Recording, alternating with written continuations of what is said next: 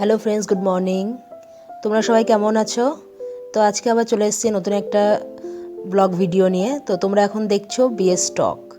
তো ভিডিওটা কন্টিনিউ করো। আজকে সারাদিন কি করব, আমার পড়ার ফাঁকে আমার যা কাজ থাকে সেগুলো তোমাদের সাথে পুরোটা আজকে শেয়ার করব। তো আজকে একটু টুইস্ট রয়েছে, পুরো ভিডিওটা দেখলে বুঝতে পারবে। তো ভিডিওটা কন্টিনিউ করো। তোমার স্টাডি চ্যালেঞ্জ কমপ্লিট করে আমি চলে গেছিলাম বাজারে। অ্যাকচুয়ালি বাজারে গেছিলাম আমার মিনুর জন্য মাছ আনতে। তো আজকে ভেবেছিলাম মাছ নেবো না মেটে নেবো। তো তার মাঝে আমি পেয়ারা দেখতে পেলাম। তো পেয়ারাগুলো দেখে বেশ ভালো লাগছিলো, তো নেবো বলেই দাঁড়িয়েছিলাম। তো পেয়ারা নিয়ে নিলাম, প্রায় 500 মতো পেয়ারা নিয়েছি। পেয়ারাগুলো বেশ মিষ্টিও ছিল। তো এই যে পেয়ারা নিয়ে নিচ্ছি, দেখো পেয়ারা নেওয়ার পর কি করব।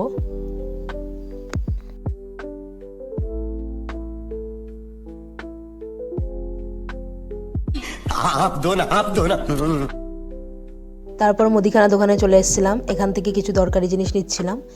এই যে আমার আগে একজন নিচ্ছিল, তো সেইটুকুনি আমি একটু ভিডিওতে শ্যুট করে নিয়েছিলাম। তো এই যে দেখতে পাচ্ছ, এটা আমাদের এখানেই একটা দোকান, বেশ ভালো, বাজারের মধ্যেই। তো এখান থেকে আমি দরকারি জিনিসগুলো নিয়ে নিচ্ছি।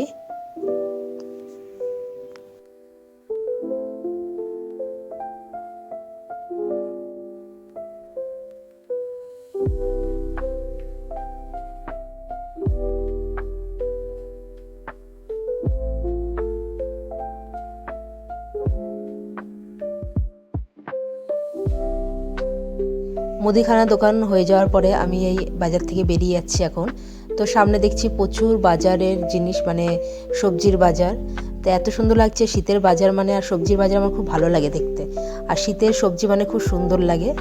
তো এই যে বাজার থেকে বেরিয়ে যাচ্ছি। তো বেরিয়ে গিয়ে কোথায় গেলাম, যারা চিনতে পারছো অবশ্যই আমাকে কমেন্টে জানিও।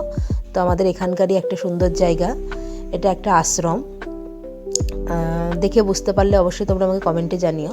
তো এখানে শীতের মরশুমে না খুব সুন্দর সুন্দর মানে কি সবজি চাষ করা হয়, বেশ ভালো লাগে। এখন সবে শুরু করেছে, এখনও হয়নি।